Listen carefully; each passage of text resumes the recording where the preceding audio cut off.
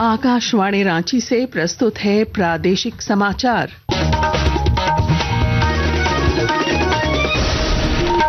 नमस्कार, प्रादेशिक समाचारों के साथ मैं पूनम किरकेट्टा। पहले मुख्य समाचार।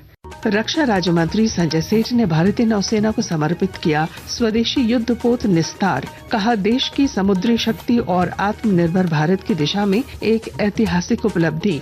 मुख्य सचिव अलका तिवारी की अध्यक्षता में झरिया आग प्रभावित इलाकों को लेकर धनबाद में हुई समीक्षा बैठक। 81 स्थलों से लोगों की बेलगड़िया टाउनशिप में बसाने की प्रक्रिया तेज करने के लिए दिए गए निर्देश। झारखंड पुलिस की 6 महीने की उपलब्धियों पर आईजी ऑपरेशंस ने दी जानकारी। कहा, नक्सल, साइबर अपराध और मादक पदार्थों के खिलाफ हुई सख्त कार्रवाई। मौसम विभाग ने राज्य में कल भारी बारिश और वज्रपात को लेकर जारी किया अलर्ट। और बीसीसीआई टीम ने लोहरदगा स्टेडियम का किया निरीक्षण। सुविधाओं से संतुष्ट टीम ने बोर्ड मैच आयोजन की जताई संभावना। और अब समाचार विस्तार से। रक्षा राज्य मंत्री संजय सेठ ने आज विशाखापत्तनम में 2300 करोड़ रुपए की लागत से बने स्वदेशी पोत निस्तार को भारतीय नौसेना को समर्पित किया। 10,500 टन वजनी यह अत्याधुनिक जहाज गहरे समुद्र में राहत और बचाव कार्यों में सक्षम है और 1000 मीटर की गहराई तक संचालन कर सकता है। मेक इन इंडिया अभियान के तहत बने इस पोत के निर्माण में देश के 120 एमएसएमई संस्थानों ने भागीदारी निभाई है। मंत्री संजय सेठ ने इसे आत्मनिर्भर भारत बनाने की दिशा में ऐतिहासिक कदम और छत्रपति शिवाजी की नौसैनिक विरासत का आधुनिक प्रतीक बताया। धनबाद के झरिया और आसपास के आग प्रभावित क्षेत्रों से लोगों की शिफ्टिंग को लेकर मुख्य सचिव अलका तिवारी की अध्यक्षता में समाहरणालय में बैठक आयोजित की गई। बैठक में 81 ऐसे स्थलों की पहचान की गई जहां से लोगों को बेलगड़िया टाउनशिप में अविलंब स्थानांतरित किया जाएगा। मौके पर मुख्य सचिव ने बीसीसीएल के सीएमडी समीरन दत्ता और धनबाद उपायुक्त आदित्य रंजन को समन्वय स्थापित कर प्रक्रिया तेज करने का निर्देश दिया। जो बेलगड़िया टाउनशिप यहाँ पर बन रही है, तो हम लोग ये चाहते हैं कि वो इस तरह से डेवलप हो कि लोग वहाँ पर खुशी से जाएं और वहाँ पर जाकर रहें और वो एक ऑर्गेनिक एंटिटी बने जहाँ पर उनकी सोशो इकोनॉमिक एक्टिविटीज के लिए सारी सुविधा हो। हम लोग बात कर रहे हैं कि उनको स्किल्स दी जाए, अपनी जो बिजनेस उनको करना है वो वहाँ पे कर सकें और जो भी सुविधाएं हैं सरकार की वो सारी सुविधाएं वहाँ पर उपलब्ध हैं। राष्ट्रीय सैंपल सर्वेक्षण एनएसएस की 75वीं वर्षगांठ के अवसर पर आज रांची के सीसीएल कन्वेंशन सेंटर में अन्वेषा प्रश्नोत्तरी प्रतियोगिता का आयोजन किया गया। इस कार्यक्रम में एनएसएस रांची के उप महानिदेशक डॉक्टर विनीत कुमार ने बताया कि इस कार्यक्रम का उद्देश्य युवाओं को एनएसएस की कार्यप्रणाली और योगदान के बारे में जागरूक करना है। वहीं सीसीएल के निदेशक एचआर हर्षनाथ मिश्रा ने डेटा और आंकड़ों के महत्व को रेखांकित करते हुए एनएसएस के कार्यों की सराहना की। हम जितने भी चीजों से इंटरेक्ट करते हैं आज के जमाने में सारे चीजें डेटा पे बेस्ड होती हैं और आजकल उस डेटा एनालिटिक्स पे ज्यादा ध्यान दिया जाता है और डेटा को कलेक्ट कैसे किया जाए ये बहुत महत्वपूर्ण होता है। ये जो अन्वेषा 2.0 का आज यहाँ पे कार्यक्रम किया जा रहा है, जो देश भर में 30 राज्यों में ये चीज आयोजित की जा रही है, जो बहुत ही गौरव का क्षण होता है, इसके लिए मैं एनएसएस को बहुत बहुत बधाई देता हूँ। रांची में आज आईजी ऑपरेशंस डॉक्टर माइकल राज एस ने प्रेस वार्ता कर झारखंड पुलिस की 6 माह की उपलब्धियों की जानकारी दी। उन्होंने बताया कि नक्सलियों के खिलाफ अभियान में मुठभेड़, आत्मसमर्पण और गिरफ्तारी के साथ कई विस्फोटक सामग्री भी बरामद की गई है। साइबर अपराध के खिलाफ 620 कांड दर्ज हुए और 767 आरोपियों की गिरफ्तारी हुई है। साथ ही मादक पदार्थों के खिलाफ 389 मामले दर्ज कर 393 लोगों को गिरफ्तार किया गया। इसके अलावा संगठित अपराध, अवैध गन फैक्ट्री, अफीम की खेती और विस्फोटक सामग्री के विरुद्ध भी कार्रवाई की गई है।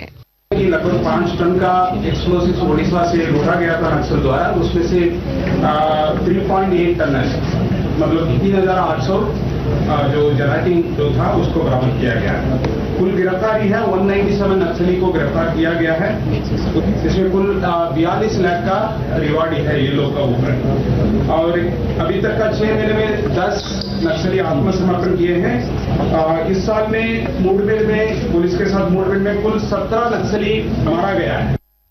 रांची पुलिस ने साइबर क्राइम से जुड़े एक बड़े नेटवर्क का पर्दाफाश कर बिहार से आए 14 युवकों को गिरफ्तार किया, जो ऑनलाइन जुआ और गेमिंग के जरिए साइबर ठगी में लिप्त थे। इन आरोपियों के पास से 5 लैपटॉप, 17 मोबाइल और 90 एटीएम कार्ड बरामद किए गए। डीआईजी सह एसएसपी चंदन कुमार सिन्हा ने बताया कि पुलिस ने सरगना की तलाश शुरू कर दी है। आकाशवाणी के ताजा तरीन समाचारों के लिए आप हमारी वेबसाइट news.on.air.gov.in पर लॉग ऑन कर सकते हैं। ताजा समाचार x handle @AIR News Alerts और Facebook page all India radio news पर भी उपलब्ध हैं। आप प्रादेशिक समाचार एकांश के एक्स हैंडल @AIR News_Ranchi और Facebook page Akashvani news Ranchi, Instagram page तथा YouTube channel AIR News Ranchi पर भी हमारे बुलेटिन सुन सकते हैं। प्रादेशिक समाचार आप आकाशवाणी रांची से सुन रहे हैं। शेष समाचार इस विराम के बाद।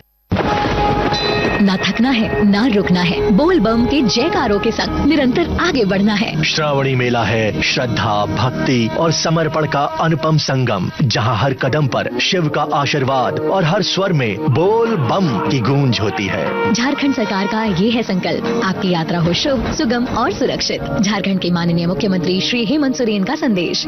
जोहार, सावन आ चुका है, श्रावणी मेला भी प्रारंभ हो चुका है। झारखंड की इस देवभूमि पर, बाबा नगरी पर दुनिया भर के सभी श्रद्धालुओं का झारखंड स्वागत करता है। सभी कांवरियों को बेहतर से बेहतर सुविधा कैसे मिले, इसका पुख्ता इंतजाम बाबा नगरी पर हम लोगों ने किया हुआ है। भगवान भोलेनाथ से प्रार्थना करता हूं कि आप सभी का मनोकामना पूरा हो। धन्यवाद, जोहार, जय भोलेनाथ। श्रावण की इस पावन बेला में आइए शिव की शरण में चलें, भक्ति में लीन होकर आस्था के मार्ग पर आगे बढ़ें। सूचना एवं जनसंपर्क विभाग, झारखंड सरकार द्वारा जनहित में जारी।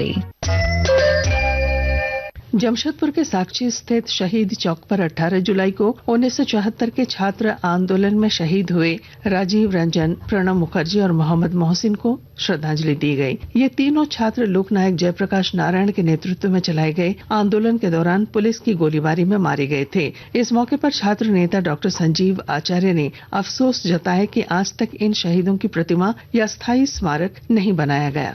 आज इस आंदोलन के, इस घटना के 50 वर्ष बीत गए हैं, परंतु विडम्बना देखिए, इस आंदोलन से हमारे जो पूर्व छात्र नेता रहे हैं, तत्कालीन जेपी आंदोलनकारी, उन लोगों ने भी 50 वर्षों तक प्रयासरत रहा कि छात्रों का स्मारक बन जाए।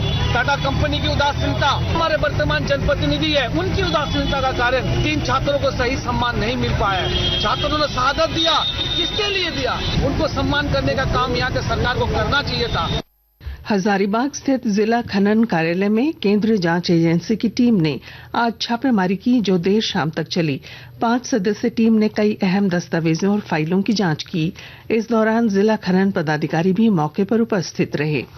कुछ संक्षिप्त खबरें। गढ़वा में बढ़ती सड़क दुर्घटनाओं पर नियंत्रण के लिए उपायुक्त दिनेश कुमार यादव ने सड़क सुरक्षा समिति की बैठक कर कड़े निर्देश दिए। उन्होंने दुर्घटना संभावित स्थलों पर तकनीकी सुधार संकेतक बोर्ड, स्पीड ब्रेकर और रोशनी की व्यवस्था शीघ्र सुनिश्चित करने को कहा। जामताड़ा जिले में सशक्त पंचायत नेत्री अभियान पर जिला स्तरीय कार्यशाला का आयोजन किया गया। मौके पर उपायुक्त रवि आनंद ने कहा कि चयनित महिला नेत्रियों को प्रमंडलीय प्रशिक्षण संस्थान में 3 दिवसीय मॉड्यूल आधारित प्रशिक्षण दिया जाएगा। मौसम। राज्य के कई जिलों में कल गरज के साथ बारिश और तेज हवा चलने की संभावना है। मौसम विभाग ने रांची, बोकारो, धनबाद, गिरिडीह, गोड्डा, गुमला, कोडरमा, रामगढ़, सिमडेगा और देवघर सहित कई जिलों के लिए वज्रपात की चेतावनी जारी की है। और लोहरदगा के बलदेव साहू महाविद्यालय क्रिकेट मैदान का बीसीसीआई की टीम ने औचक निरीक्षण किया। टीम ने ड्रेसिंग रूम, दोनों pavilion, centre wicket, practice wicket और साइड स्क्रीन का भी निरीक्षण किया। निरीक्षण के बाद टीम ने शहर के होटलों, जिम और खिलाड़ियों की व्यवस्था का भी मुआयना किया। टीम ने 4 नए सेंटर विकेट और 4 प्रैक्टिस विकेट बनाने का निर्देश दिया और काम जल्द पूरा करने पर बीसीसीआई का मैच मिलने की संभावना जताई। और अब अंत में मुख्य समाचार। रक्षा राज्य मंत्री संजय सेठ ने भारतीय नौसेना को समर्पित किया स्वदेशी युद्धपोत निस्तार। कहा, देश की समुद्री शक्ति और आत्मनिर्भर भारत की दिशा में एक ऐतिहासिक उपलब्धि। मुख्य सचिव अलका तिवारी की अध्यक्षता में झरिया आग प्रभावित इलाकों को लेकर धनबाद में हुई समीक्षा बैठक। 81 स्थलों से लोगों की बेलगड़िया टाउनशिप में बसाने की प्रक्रिया तेज करने के लिए दिए गए निर्देश। झारखंड पुलिस की 6 महीने की उपलब्धियों पर आईजी ऑपरेशंस ने दी जानकारी। कहा, नक्सल, साइबर अपराध और मादक पदार्थों के खिलाफ हुई सख्त कार्रवाई। मौसम विभाग ने राज्य में कल भारी बारिश और वज्रपात को लेकर जारी किया अलर्ट। और बीसीसीआई टीम ने लोहरदगा स्टेडियम का किया निरीक्षण। सुविधाओं से संतुष्ट टीम ने बोर्ड मैच आयोजन की जताई संभावना।